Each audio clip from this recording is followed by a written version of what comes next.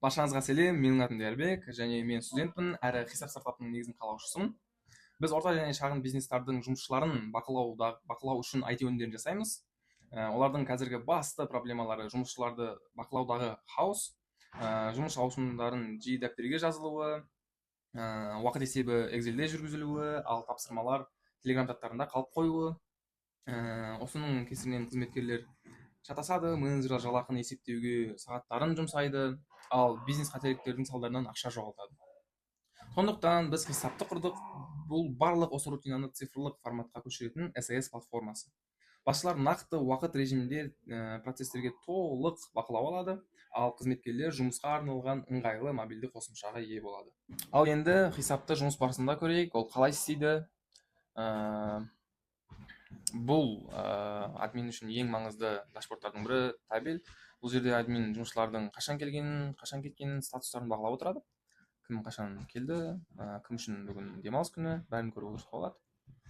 Мына жерде статистика, админ бұл жерден кім қанша сағат істегенін, қанша сағатқа кешігіп келгенін көруге болады. Күн үшін немесе мына жақтан период таңдауға болады.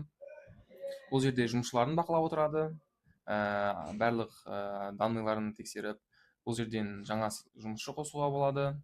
Фамилиясын, атын енгізіп, номерін, оған пароль беріп, сосын жаңа жұмысшы енгізуге болады. Бізде өте ыңғайлы жұмысшы енгізу. Мынау жерден админ бір жерден барлық жұмысшының жалақысын қадағалап отыруға болады.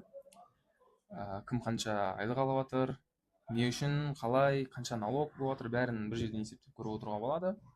Ал мына жерден жұмысшы үшін жалақыны енгізу өте ыңғайлы. Зарплата бөліміне кіріп, админ таңдайды, қалай қанша зарплата енгізілу керектігін бәрін өзгертеді. Ал мына жақтан шығарады. Апрель айы үшін, март айы үшін қанша тапты. Мына жақта сумма штрафов и наград мына жақтан көрсетеді, не үшін штраф алғанын, неге айлығынан басқа алатқанын. Ал оны біз мына жерден штрафы и награды деген жерден енгіземіз. Бұл бізде тестовый. Өзі қалағанын енгізіп отыруға болады, өзінің правиласын. Бізде мобильный приложение бар, жұмысшыға уведомление жіберуге болады. Осы жерден маңызды тапсырмалар бойынша немесе жиналыс кездерінде. Бізде жұмысшылар үшін мобильді приложение өте жақсы жұмыс істейді. Кіргенде статистика жерінен жұмысшы жайлы барлық статистиканы көруге болады. Запрос жерінен админға запрос жіберуге болады.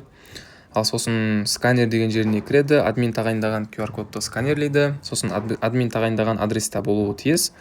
Оны тексереді программа. Егер сол жерде болса, оған смена начата деп шығады. Сосын главныйға келген кезде қанша минуттан бері істеп жатқанын, қашан басталғанын барлығын көрсетіп тұрады. Ал сосын қайтар кезде тағы сканерді ашып, сканерлеген кезде тағы тексереді, сол жерде ма, егер сол жерде болса, осылай смена завершена деп шығады.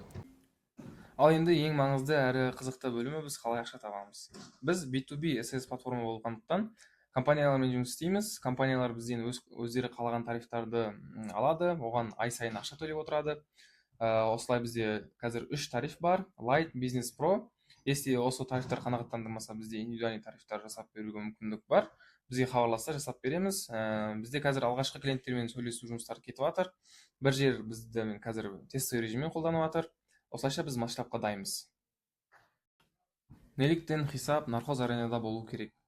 Өйткені біз жай ғана идеяны немесе фигмадағы суреттерді ғана көрсетіп отқан жоқпыз. Біз нақты мәселені шешетін, жұмыс істеп тұрған өнімді жасап шықтық.